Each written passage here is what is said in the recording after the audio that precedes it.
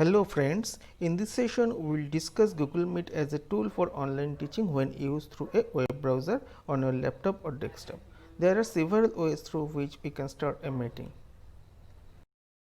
By directly typing the web address in the web bar meet.google.com and then by clicking on the start menu, start a meeting. This will lead us to the sign in window for Google account where we have to provide the username and password. And then you are just one click away to start a meeting. Or you may start with the home screen of the Google, sign in on your Google account first, then click on the 9 dots. You will find all the useful apps from Google here, and you may rearrange the basket as per your requirement simply by dragging the icon. Now click on the Google Meet icon, then on the start meeting to start a new meeting, or enter the meeting code already shared with you by someone else. In a third way, come to Google home screen, then click on Gmail and provide your user ID and password, and you are right in your mail account. Now in the left panel of this mail account home page, you will find two new items under the heading Meet: Start a meeting or Join a meeting. If you click on Join a meeting, then you have to provide the meeting ID here already shared with you by your organizer. If you click on Start a meeting, you will again land on the same page where you are just one click away from starting a meeting. Just you have to click on the button Join now. But before entering a meeting, it is always advisable to check the frame of the meeting video feed and adjust it accordingly. Or if you feel so, you may switch off the video feed by just clicking on this button and audio feed. The three dots at the bottom left corner of the screen are the sound bars, watching which you can get some idea about whether your mic is working or not. Now come to the right of the screen. That if you click on this three dot here, we will find the setting options there.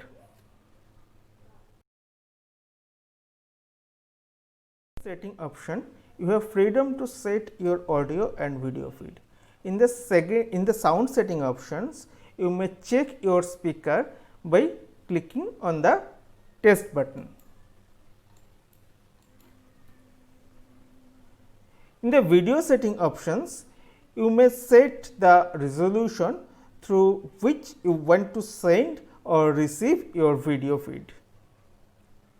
This is important when you have some issues with data speed or have some limitations on data usage. In that case, you may use the lower resolution video to send and receive, and accordingly you have to choose a lower send resolution or a lower receive resolution or both. Thus, you have successfully created the meeting room. The next thing to do is to invite other participants here. For that, you may simply copy the joining information by clicking here and paste it anywhere through which you want to invite others, be it email or WhatsApp or something else, or you may add people by their email ID, writing here from your saved contacts, or by typing any other email ID here. The best way is to schedule the meeting at some earlier date. For that, come to the Google homepage again, sign in there, and then click on the 9 dots. And you will find another application, Calendar. By clicking it, we will get a screen like this. By default, it is showing a one-day layout, but you may choose a weekly or monthly format from this layout also. Now, suppose you have a class 3 days later on 13th for say course A from 10 to 11 a.m.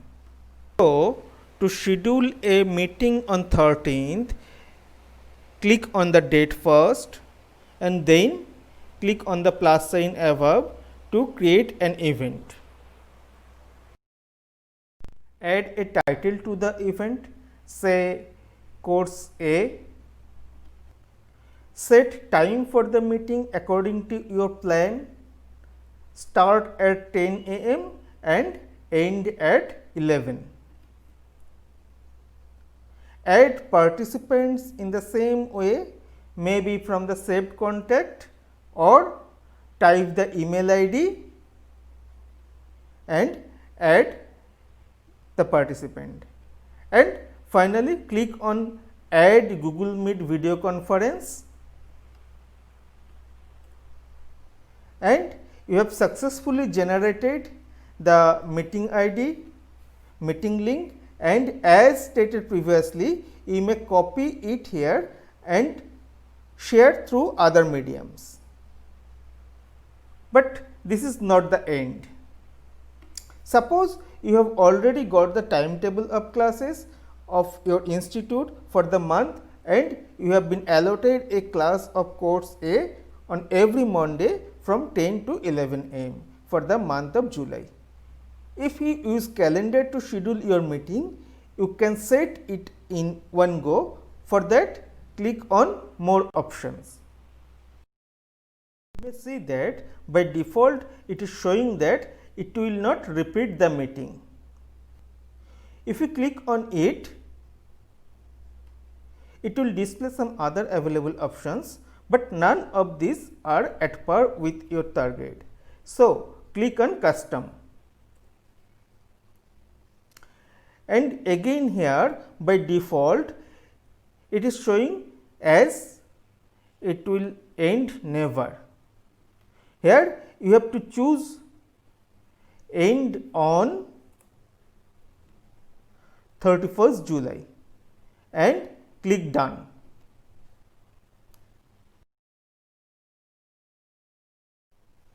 Now, it is showing that you have a class every Monday from 10 to 11 up to 31st July. A reminder email from a Google Calendar notification and a Google Calendar notification will be sent to every participant added here, and by default it is 30 minutes in advance.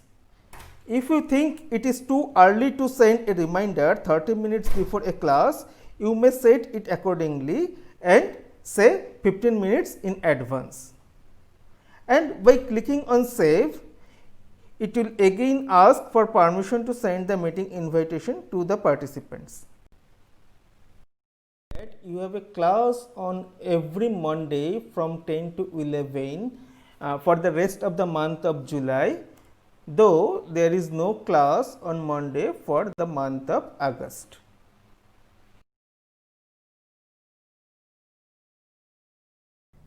So, now we are in the meeting room and the participants whom invited started requesting for admission. We have to accept them one by one. So, in the meeting room, this is the hang up button to leave the call, this is the video feed button, we can off or on video feed, and this is the mute button, and this is the button from where we can get the meeting info. And to the right, if we click on these three dots, we can change the layout of the meeting screen from here.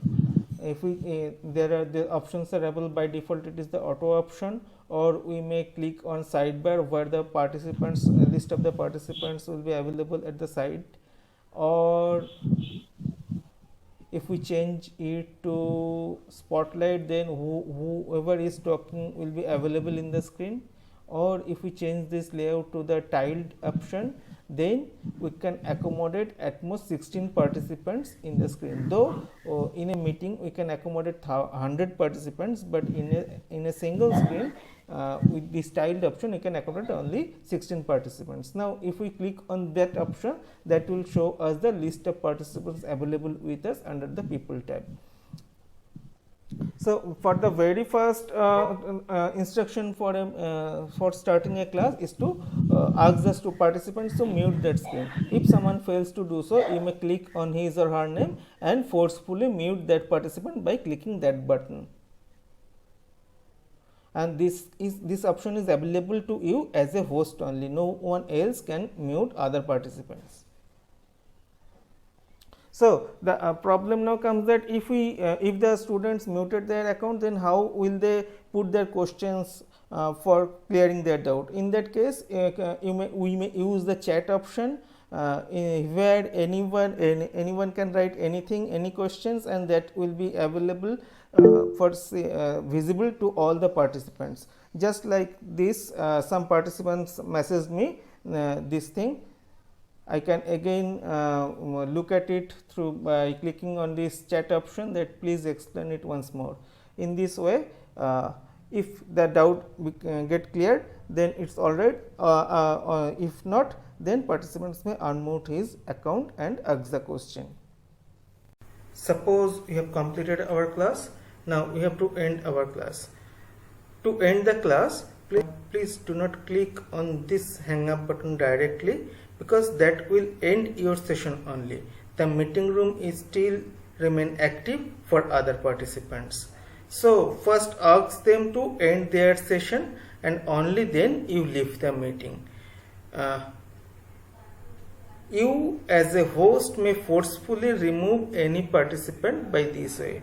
First click on his name and then click on this minus sign and click on remove, or you may directly hover your mouse over the participant and click on the minus sign and click on remove. In this way you can remove all the participants from the meeting, and after that just you leave the meeting. If you find it helpful in any way, then please encourage me by hitting the like button and subscribe button. Thank you.